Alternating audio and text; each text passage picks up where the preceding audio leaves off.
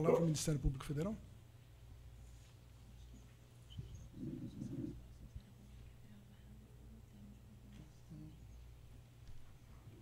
Agradeço. Senhor Fernando Miliaccio, boa tarde. Boa tarde, Isabel. Qual foi sua trajetória profissional no Grupo Odebrecht? O senhor pode relatar brevemente quais foram os cargos que o senhor ocupou e quais os períodos? Eu entrei na década de 90 como estagiário, sempre atuei na área financeira, sempre na tesouraria da CBPO, da CMO, da Odebrecht S.A. E fiquei um tempo em Brasília com financiamento e exportação, e nos últimos 6 anos dos meus 23 na área do setor de operações estruturadas. Em que consistia a área que o senhor chamou de setor de operações estruturadas? Consistia em fazer pagamentos paralelos não contabilizados. Era uma área de geração e distribuição de vantagens indevidas? Geração não, geração tinha uma outra área que era responsável, mas distribuição, sim. O senhor era responsável pela distribuição, portanto, de vantagens indevidas? Sim. Quem mais integrava esta área? Essa área tinha como líder máximo o Marcelo Odebrecht, que por sua vez tinha Roberto Silva como meu chefe direto, Luiz Eduardo Soares como meu parceiro e Ângela Palmeira e Maria Lúcia Tavares como minhas subordinadas. E qual era exatamente a função do senhor nessa área de projetos estruturados da Odebrecht? A minha função específica, entre várias, mas as principais eram coordenar o recebimento dos recursos da área de geração, posteriormente repassar esses recursos para uma terceira camada, para assim essa terceira camada fazer os pagamentos indevidos. O senhor citou os demais integrantes dessa área, o senhor podia brevemente dizer a função de cada um deles? O Roberto era o coordenador da área, como um todo. O Luiz Eduardo era responsável pelos contratos, por desenhar as operações financeiras dos países, de como seria a melhor forma de que o beneficiário final recebesse os recursos. Eu, basicamente, atuava como tesoureiro, né, organizando as contas das offshores que o Odebrecht mantinha clandestinamente, e a Maria Lúcia Tavares era responsável por coordenar os pagamentos no Brasil e a Ângela Palmeira por coordenar os pagamentos no exterior. E como eram feitos esses pagamentos no exterior? Bom, existia uma hierarquia dentro do setor que Marcelo Odebrecht só autorizava os líderes empresariais que autorizavam os pedidos à nossa área. Os líderes empresariais, uma vez, passavam essa informação para o Biraci Santos, que não era da nossa área, para que fosse feito um cheque contábil, para saber se aquela obra, ou aquele contrato a ser beneficiado, ou aquela estrutura de lei a ser beneficiado, teria condição contábil de fazer aquele pagamento indevido. Daí para frente, com a devida aprovação do LE, era passado para Lúcia os pagamentos em reais e para a Ângela os pagamentos em dólar. Os pagamentos em reais eu tratava diretamente com Lúcia. Os pagamentos em dólares, ela, por ser hierarquicamente subordinada a mim, ela me passava, mas eu não tomava muito conhecimento. Mas ela tinha todo o contato direto com os LEs ou com os seus financeiros, devidamente aprovado, claro, né, para poder fazer a solicitação. De posse da informação do valor da conta e qual banco que seria feito o pagamento em dólar, que é mais especificamente respondendo a sua pergunta, ela passava isso para o Dr. Olívio Rodrigues, que era a pessoa da camada C, intermediária, que fazia os pagamentos finais para os beneficiários finais. E com relação aos pagamentos no Brasil? Pagamentos no Brasil, da mesma forma, só que aí, semanalmente, Lúcia me passava uma planilha de uma que chamava programação semanal, onde nós víamos qual era o valor total, e eu sentava com ela e distribuía por cidade e por prestador de serviço e por doleiro para saber onde, quando e como nós faríamos a logística da entrega. Basicamente, a gente separava as cidades, os valores das cidades, que basicamente eram São Paulo e Rio, e depois a gente passava isso para um doleiro, e o doleiro entregava para o Álvaro Norris fazer um pagamento final. O Lívio depositava os dólares no doleiro, o doleiro dava os dólares para o Álvaro Norris, e o Álvaro Norris, como entregador, o prestador de serviço, fazia as entregas em espécie para os beneficiários finais. E como é que se decidia se o pagamento ia ser feito no Brasil ou no exterior? Isso variava de várias maneiras. Ou já vinha uma determinação da necessidade de um ou de outro, e em algumas ocasiões, nós, do setor de operações, por questão de logística e fluxo de caixa, poderíamos ter naquela semana ou naquele mês disponibilidade em dólar ou em real. E aí, daí para frente, a gente provocava a pessoa, olha, você está pedindo em dólar, mas eu não posso, vou te fazer em real, ou vice-versa. E os beneficiários desses pagamentos, seja no Brasil, seja no exterior, eles eram identificados por codinomes? Na planilha, tanto na de Lúcia quanto na de Ângela, sim, eram identificados por codinomes. O objetivo principal era nós do setor não sabermos quem era o beneficiário final, então era criado um codinome, mas os líderes empresariais e seus times, ou seja, o diretor financeiro ou pessoa de confiança delegada por eles, obviamente sabiam quem era, para combinar até, né, como é que era o valor, o fluxo, eles sabiam. Mas nós da área, poucos sabíamos. Os pouquíssimos que eu sei, como a senhora bem sabe, eu já declinei, e é fruto e motivo de outras investigações que não vêm ao caso. Pois não. E quem é que podia autorizar os pagamentos, solicitar, e quem poderia autorizar os pagamentos? Lá nos primórdios, quando eu entrei na área que já existia, né? A área existia desde 2006, eu entrei em 2009, Marcelo tinha esse poder. Com o aumento e a frequência dos pedidos, ele delegou aos líderes empresariais que eles tivessem esse poder de poder autorizar. Então, respondendo a sua pergunta, os líderes empresariais tinham o poder de solicitar e fazer os pagamentos. E, consequentemente, hierarquicamente, por questões de logística e de operacionalidade, ele passava esse poder de acompanhamento, não de aprovação, mas de acompanhamento a algumas pessoas das suas equipes. Qual era o cargo ocupado por Paul L. Altiti entre 2009 e 2016 na estrutura da Odebrecht? Doutora, eu não saberia especificar ano a ano no detalhe, mas o que me consta, Paul L. Altiti, ele foi CFO da construtora Norberto Odebrecht, depois ele foi CFO da Braskem, depois ele foi líder empresarial da Odebrecht Investimentos Imobiliários, se não me falha a memória. Ele foi líder da Odebrecht Realizações Imobiliárias? Sim. Sim? Sim. Ele podia, então, solicitar nessa condição pagamentos não contabilizados? Sim. No caso de pagamento ser feito no Brasil, o senhor já aqui declinou o modus operandi. O modus operandi. Eu indago o senhor, qual é o seu relacionamento com Valdemir Garreta? Meu relacionamento com o Valdemir Garreta é estritamente e curtamente profissional. Estive com ele em algumas oportunidades no escritório, a pedido, se não me falha a memória, porque já faz muito tempo, ele foi combinar comigo alguns fluxos de pagamentos que eram devidos a ele. No que se refere aos pedidos do Brasil, eu não tenho como saber de cabeça quem foi o solicitante e qual era o projeto que ele estava fazendo jus a esse pagamento.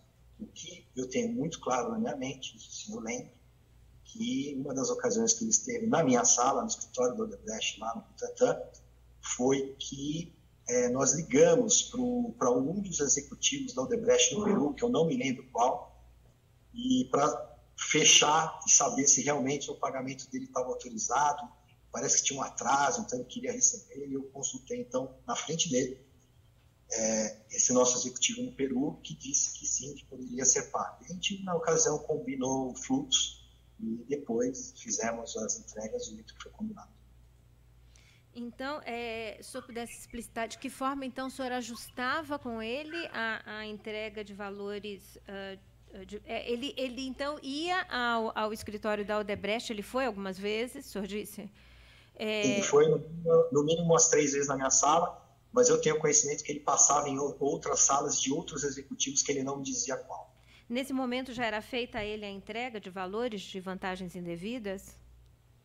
Que eu me lembre, não. Era sempre... combinado uma data, ele me dava um endereço e eu programava com o Álvaro Novis e ele entregava. Então, os senhores entravam em contato em razão dessa prévia combinação sobre a forma de entrega nessas idas do senhor Garreta ao escritório da Odebrecht? Sim. E depois era encarregada a pessoa da área para fazer a entrega? Uma vez de posse do endereço, do horário e do valor que nós havíamos combinado, em comum, eu passava para, se fosse em dólar, para a Ângela, se fosse em reais, para a Lúcia. Daí para frente elas contactavam o Álvaro. Se fosse em dólar, a Ângela pedia para o Olívio fazer o depósito em dólar. Se fosse em reais, a Lúcia pedia para o Álvaro Novis fazer a entrega. Então, entregas no Brasil em reais seriam feitas por Álvaro Novis? Sim. O senhor pode explicar? Majoritariamente. Então, Álvaro Novis, qual era exatamente a função dele nessa estrutura? Quando eu digo Álvaro Novis, por favor, não era ele a pessoa dele, a equipe dele. Ele tinha uma equipe enorme de pessoas armadas, treinadas, em segurança tal, para ficar andando com tal montante pelas ruas. Então, qual era exatamente a função do Álvaro Novis? Era fazer...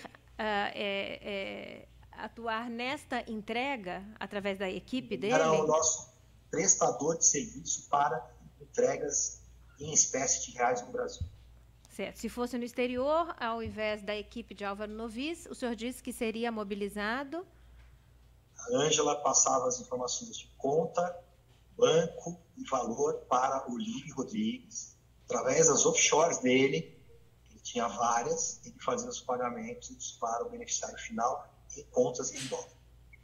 E o senhor pode informar se Valdemir Garreta se valia de alguma pessoa para fazer esses recebimentos? No Brasil, ele me disse uma vez que era para fazer a entrega em alguns flats, que era para procurar a pessoa chamada William. William Chaim? Não sei qual nunca soube o sobrenome, sempre tratei como William só. E Mônica Moura, que também foi em processos da Operação Lava Jato, Mônica Moura, ela também se utilizava de William para fazer recebimentos de valores não contabilizados da Odebrecht? Sim, se utilizava também. O senhor fez o relato, então, dessa divisão de funções dentro da área de projetos estruturados, essa área de distribuição de propinas da Odebrecht. O senhor pode informar sobre a forma como essas operações eram registradas, sobre os sistemas de que vocês dispunham para os registros dessas operações, brevemente? Sim, basicamente nós tínhamos dois sistemas. Um chamado MyWebDay, que era uma coisa de dentro do Odebrecht, da qual era controlada por pessoas de dentro do Odebrecht, que algumas pessoas tinham acesso. O MyWebDay é amplo, podia até uma secretária podia usar para comprar material do escritório, mas tinha um nicho dentro do MyWebDay só para a área de setor de operações estruturadas. As operações eram registradas lá, nos mínimos detalhes, porque Ângela e Lúcia eram bem detalhadas, escreviam tudo. E nós tínhamos um outro sistema que era fora da Odebrecht, que se chamava Droces, no qual o servidor ficava fora do Brasil, e que esse sistema, que é muito simples, todo mundo pensa que é um negócio do outro mundo, mas é muito simples. Ele só servia para 3 coisas. Para comunicação via chat, então as pessoas que faziam parte do setor e pessoas externas, como, por exemplo, prestadores de serviços, promovidos, doleiros, banqueiros, a gente tinha esse chat de conversa dentro do Drops. Isso é uma coisa. Segunda coisa, servia para enviar e receber e-mails. E a terceira coisa, para armazenar arquivos em uma certa nuvem, porque o servidor ficava fora do Brasil. Então, o Drops servia para essas 2 coisas. Em paralelo, eu tinha, que não era oficial, eu tinha o meu controle do Excel dos dinheiros que eu recebia da área de geração, dos dinheiros que eu mandava ou para a Ângela ou para os doleiros. Então, isso também está em posse de vocês, tem um arquivo todo aí dessa minha terceira via, vamos dizer assim. Mas respondendo a sua pergunta, então havia 2 sistemas de contabilização, tanto o Drops quanto o MyWebDay. E o senhor participava colocando informações, portanto, nesse sistema. O senhor era uma das partes ou das pessoas da área que atuava nesses sistemas. O Drops não contabilizava nada, só tinha alguns registros de algumas operações, os pedidos de dinheiro para fora, esse tipo de coisa. Mas a contabilidade era feita no MyWebDay. No MyWebDay. Certo. Eu vou aqui referir um número de telefone que eu indago se é da sua secretária, de código 11 30 96 60 66. O senhor fez referência a esse número de telefone no seu termo de oitiva no dia 17 de agosto de 2018. Sim, correto. Esse número de telefone era o meu tronco principal, o meu ramal da Odebrecht na minha sala, que, por sua vez, a minha secretária tinha acesso antes que eu. E um outro número de telefone, eu indago se o senhor usava esse número, 11 981 40 95 95. Esse era o meu celular que eu usava na época. O senhor usava na época. No mais, eu indago se o senhor reitera o seu termo de colaboração número 12, prestado no bojo da sua colaboração perante o Supremo Tribunal Federal, cujo tema é só confirmar Garreta. Aqui que eu preciso de mais advogado. É o número 12 mesmo, as coisas. Vou confirmar tudo. Só um minuto, doutora. Pois não. Isso mesmo, é o 12, tá certo. Cujo tema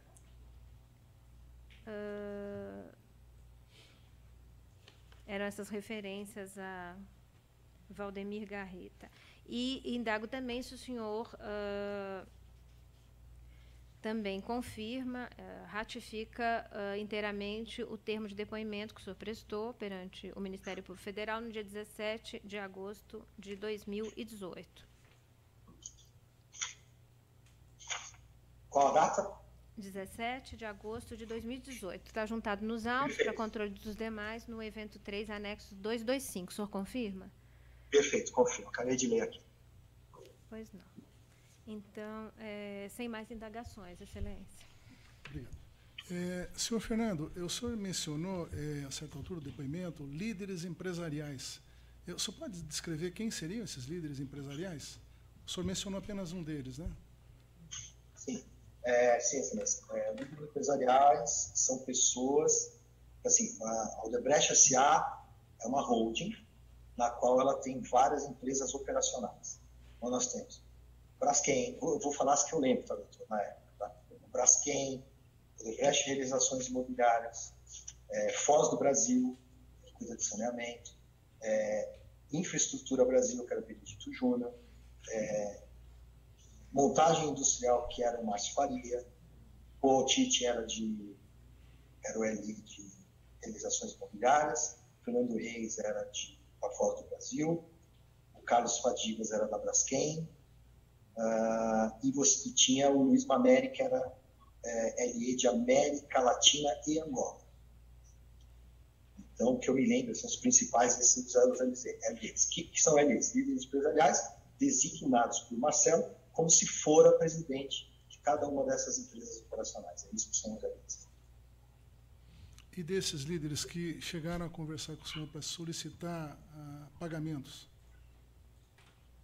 Então, doutor, como eu havia explicado anteriormente, o líder empresarial fazia a requisição diretamente ao Biraci Santos, que era a pessoa responsável por fazer esse filtro, né, contato, se tinha saldo ou não. Mas, eventualmente, eu conversava com alguns só por uma questão operacional. Ele passava na minha sala, meu pagamento vai sair, não vai? Agora, questão de aprovação oficial para colocar no sistema MyOneDay era feito diretamente com o Biraci Santos. O senhor também, a certa altura do depoimento, mencionou que teve contatos na sua sala, na Odebrecht, onde foram solicitados pagamentos, e aí foi indicado algum endereço. O senhor tem condições de dizer quem recebeu esses pagamentos no endereço, ou para quem ia ser feito esses pagamentos? O senhor diz especificamente nesse caso que eu narrei de Garreta? Sim. Ele me deu um cartão com o nome escrito William. E, se não me falha a memória, não era só num flat, eram alguns flats diferentes. Então, ele sempre me dava o nome da pessoa, William, e o Álvaro Novis, que era o prestador de serviço, a equipe dele ia lá e entregava para esta pessoa. Perfeito. Pela ordem, a assistente de acusação teria perguntas? A defesa, que arrolou também a testemunha, de José Delmário. Defesa de Valdemir Garreta. E defesa de William.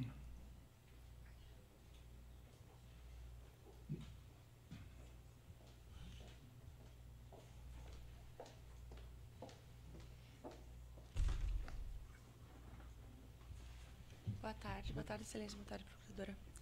Eu sou a Daniele, advogada de Valdemir Garreta. Eu tenho poucas perguntas para o senhor Fernando Migliaccio. Senhor Fernando, o senhor comentou que alguns líderes empresariais pediam que fossem feitos pagamentos. Com relação especificamente ao pagamento feito ao senhor Valdemir Garreta, o senhor sabe se Jorge Barata era o responsável, o líder empresarial no Peru, da Odebrecht no Peru? Na verdade, eu não sei, não poderia especificar a nomenclatura, né? Porque como nós tínhamos um líder empresarial de América Latina e Angola, eu não sei dizer ao certo, porque eu até nunca tive muito contato com o Barata, se ele tinha esse cargo de LE. Mas, com certeza, ele era o nosso número 1 lá. Agora, se ele tinha esse cargo de LE, eu não sei. Lá no eu Peru. Acredito que não. Tá. O senhor confirmou, quando perguntado pela procuradora, que confirmou os seus termos de depoimento, seja o termo de colaboração número 12, seja o termo feito em... Desculpe. Seja o termo de depoimento do dia 17 de agosto de 2018. Com relação a esse termo do dia 17 de agosto, cujos áudios e os termos foram juntados aos autos recentemente, tem uma fala do senhor que fala, e eu peço para falar, no minuto 1 minuto e 30, que os valores que Valdemir Garreta tinha recebido no Peru. O senhor confirmou esse depoimento. O senhor sabe me dizer a que título ele recebeu esses valores no Peru? Não. O senhor tem conhecimento que Valdemir Garreta é colaborador da Justiça Peruana? Não me recordo, mas parece que quando eu estive com os procuradores peruanos aqui em São Paulo, eu não sei se eles comentaram, mas acho que eu ouvi dizer assim. Mas não tenho domínio disso. O senhor tem conhecimento que Valdemir Garreta prestou serviços de campanha eleitoral no Peru e por isso foi pago com esses valores do Odebrecht? Acho que ele comentou comigo na época. Na época dos pagamentos? Sim. Com relação ao termo de colaboração número 12, que o senhor confirmou que foi feito nessa colaboração perante o Supremo Tribunal Federal, o senhor se recorda onde o senhor prestou esses depoimentos? Desculpa, eu não te ouvi. O senhor se recorda, com relação ao seu termo de colaboração número 12, especificamente, o senhor se recorda onde o senhor prestou esses depoimentos? Este depoimento... só um minutinho, por favor, eu vou pegar o... Tá bom.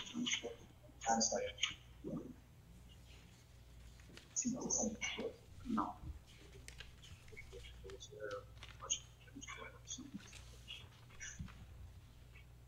Todo sobre o PSDF. Isso. Boa, muito obrigado. Ok. É que esse aqui fez parte da homologação, certo? Sim, desculpa. Então, agora que eu estou com ele em mãos, qual a sua pergunta, por gentileza?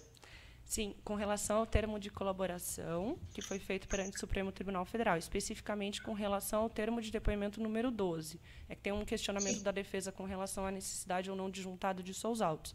O senhor se recorda onde esse termo de depoimento foi prestado? Em Curitiba. Tá. Eu estou satisfeita, Excelência. Muito obrigada. Pela ordem de defesa de William, teria perguntas? Sem perguntas. As demais defesas teriam perguntas? Excelência, só aqui com relação ao local onde o depoimento foi prestado, os depoimentos de colaboração no bojo da colaboração realizada pela Procuradoria-Geral da República, foram realizados alguns em Curitiba por determinação do Procurador-Geral, a portaria específica. A defesa tem conhecimento disso. Sim. Não era um questionamento sobre se os termos estão está aqui referido ou não. no termo, né? Prestado eu na só sede da Força Tarefa em Curitiba. Sim. Pois não. Era só isso, por isso que eu questionei a testemunha. Muito obrigada, Excelência. Alguma pergunta mais para as ilustres defesas? Então, está encerrado o depoimento. O senhor Fernandes está dispensado já. Obrigado.